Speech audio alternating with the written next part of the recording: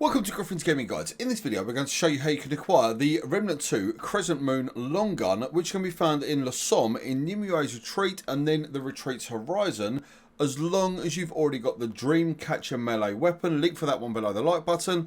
You need to make sure that you've got the Dreamcatcher or you won't be able to get the items that you need in order to craft the Crescent Moon over at McCabe in Ward 13. Stick with us, we'll talk you through everything that you need.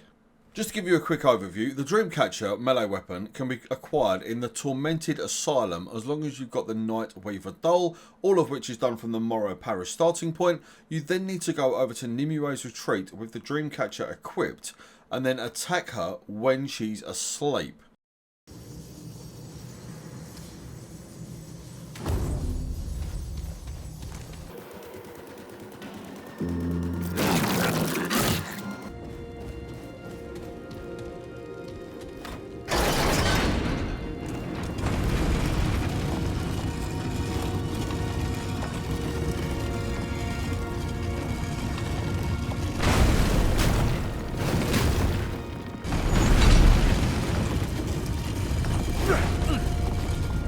Now, given the procedurally generated nature of Remnant 2, it will be RNG as to when she's going to take a nap.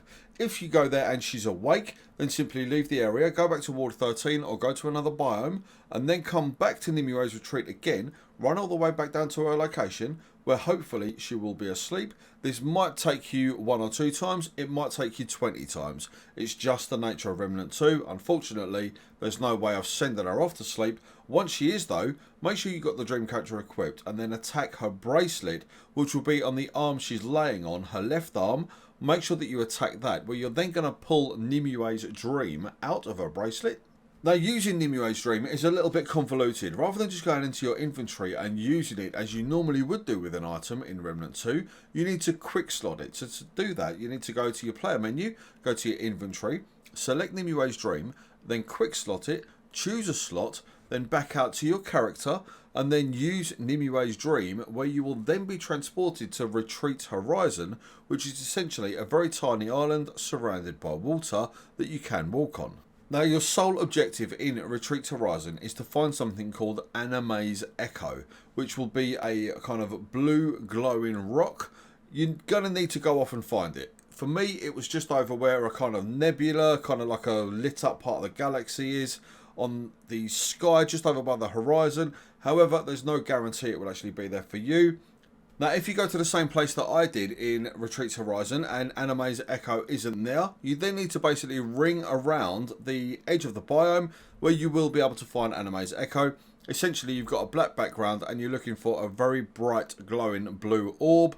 Once you find it, make sure that you collect it. You can then go back to the checkpoint and then get yourself over to Ward 13, where as long as you've got Anamy's Echo, 7 Luminite Crystal, 1000 scrap, you can then craft the Crescent Moon long gun with McCabe. Now, the Crescent Moon long gun is a very powerful gun. It is a bolt action, so it will fire 1 arrow, reload, fire another arrow. However, it does deal a fair amount of damage, especially if you can get a critical, but its kind of special ability is called Moonlight Barrage, which empowers the bow for 15 seconds. Arrows apply moonlight to enemies for 3 seconds. Enemies struck by Crescent Moon while moonlit release a moon essence, which returns 1 arrow, heals 5% of your max health, and grants 15% fire and reload speed for 5 seconds. So it's very good at dealing with the kind of flying fate, especially when there's a lot of them.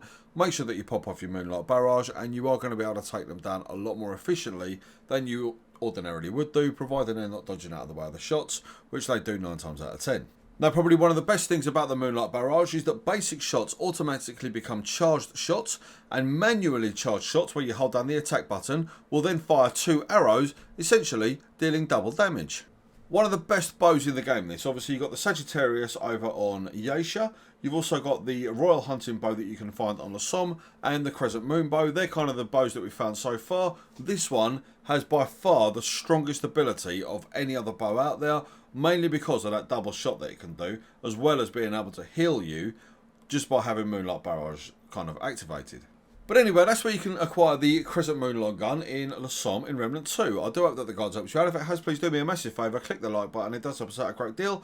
Either way, though, whichever you decide to do, please take care of yourselves out there. Enjoy the rest of your day. And we do look forward to seeing you back here at Griffin's Gaming Guides. Shit.